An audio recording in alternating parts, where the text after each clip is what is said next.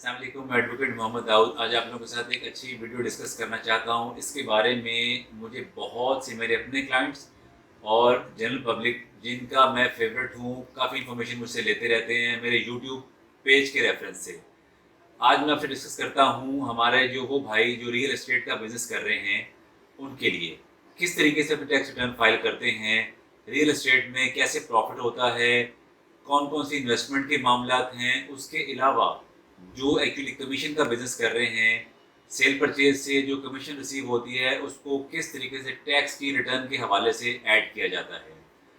सबसे पहले मैं आपसे डिस्कस करता हूँ इनकम टैक्स के सेक्शन 18 में उन्होंने बता दिया है कि इनकम फ्रॉम बिज़नेस में कौन-कौन से बिज़नेस के कैटेगरीज़ हैं, जो बिज़नेस की कैटेगरी में आती हैं, जिसके लिए जिस पे हम लोग टैक्स फाइल कर सकते हैं और इनकम का पार्ट बन जाते हैं। इसके साथ-साथ हम लोग इनकम टैक्स के सेक्शन 4 का ज़िक्र करते हैं। सेक्शन 4 में वो तरीकाकार बता दिया गया है कि किस तरीके से आपकी इनकम पे टैक्स चार्ज होगा और कितनी-कितनी इनकम पे कितना-कितना टैक्स लगना है। ये 2 मेजर सेक्शंस हैं जिनके मुतालिक बताया जाता है कि इस पे किस तरीके से टैक्स की वर्किंग होती है और बिज़नेसमैन अपनी टैक्स की working according to income tax law अपनी ट्रीटमेंट करता है टैक्स रिटर्न के हवाले से। जैसे कि आपको पता है इनकम टैक्स की रिटर्न्स का टाइम 2021 का चल रहा है। बहुत से लोग हैं जो अपनी रिटर्न फाइल करना चाहते हैं। आज का हमारा टॉपिक था वो सिर्फ़ और सिर्फ़ रियल एस्टेट के बिज़नेस करने वाले भाइयों के लिए है। जो लोग इस प्रॉपर्टी के बिज़नेस से एंगेज्ड हैं उन लोगों के लिए मैं आपको बताता हूँ कैसे रिटर्न फाइल की जाती है।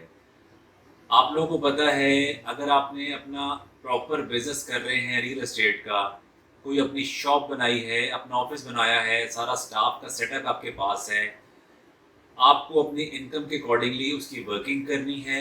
जैसे कि आपको पता है, आप सेल परचेज़ कर रहे हों, आप रेंट का काम कर रहे हों, ये एक्चुअली इनकम और कमीशन का पार्ट बनता है।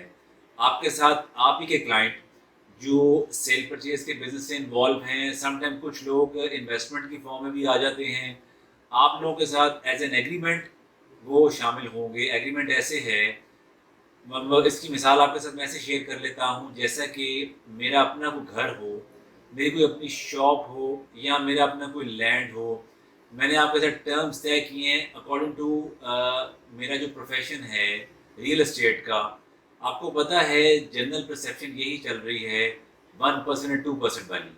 अब जो बंदा सेल परचेज़ का बिज़नेस कर रहा हो, सेल साइड से हो या परचेज़ साइड से हो, आपको पता है सेल वाली साइड में भी कोई ना कोई कमीशन एजेंट जो रियल एस्टेट का बिज़नेस इन्वॉल्व वो भी हो जाता है। इसी तरह ही आपकी परचेज़ की साइड पे भी चाहे वो शॉप हो, चाहे वो हाउस हो, चाहे वो लैंड हो या कोई भी सॉलिड इमूवेबल प्रॉपर्टी की फॉर्म में हो, इसी तरह परचेज़ में भी आप डायरेक्टली हम लोग खुद परचेज़ कर नहीं सकते।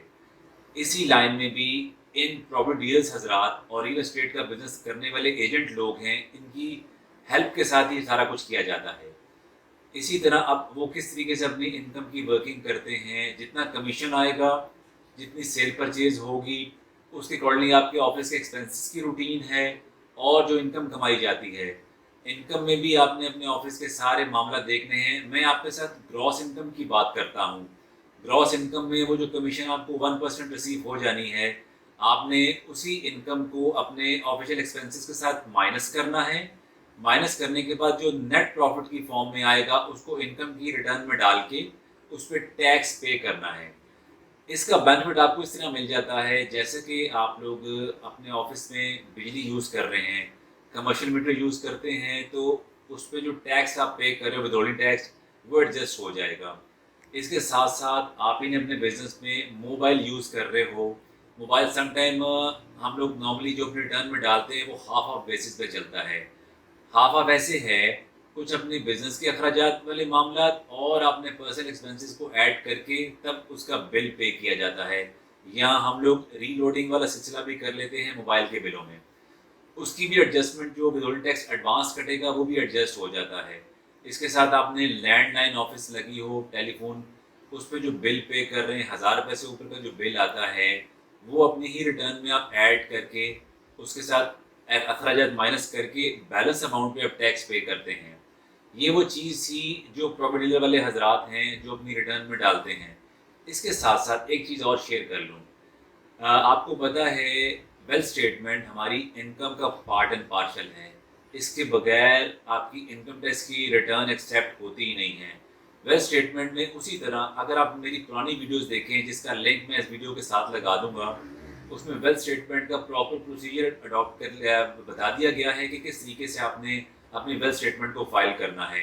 वेल्थ स्टेटमेंट में आपके नाम पे कोई भी एसेट हो, आपको पता है सेल परचेज के बिजनेस करने वाले के पास जो मेजर मामलात हैं वो होता है उसका बैंक अकाउंट, या उसकी फैमिली की तरफ से या पैसा को मिला हो, या फिर ऐसा होता है अगर शादीशुदा बंदा है तो उसमें ज्वेलरी वाले मामलात हैं, वो उसकी वेल्थ का पार्ट बन जाते हैं। इसके साथ साथ समटाइम ऐसे है कुछ थोड़े बहुत मेरे पास पैसे मौजूद हों तो मैं नेशनल सेविंग में भी इन्वेस्टमेंट कर लेता हूँ। जब तक हम लोग अपनी वेल्थ रिकन्सिलिएशन और वेल्थ स्टेटमेंट फाइल नहीं करेंगे, हमारे इनकम की कैलकुलेशन वाला पार्ट, और आप लोगों को पता है हमारे इनकम टैक्स के सेक्शन में जो 114 है जो इनकम टैक्स की रिटर्न का है, और 116 जो वेल्थ स्टेटमेंट वाला है, जब तक ये दोनों चीज़ें फिल नहीं होंगी, इसका जो कॉमन वर्ड है उसको कहते हैं रिटर्न ऑफ इनकम, ये एक्सेप्ट नहीं होगा। और इसी तरह जब आपको पता है जो रिटर्न चल रही है 2021 की, इसमें तमाम चीज़ें फिल आउट करके देंगे तो ही रिटर्न एक्सेप्ट होती है, अदरवाइज एफबीआर वाले उस रिटर्न को नल एंड वॉइड कर देते हैं। Thank you.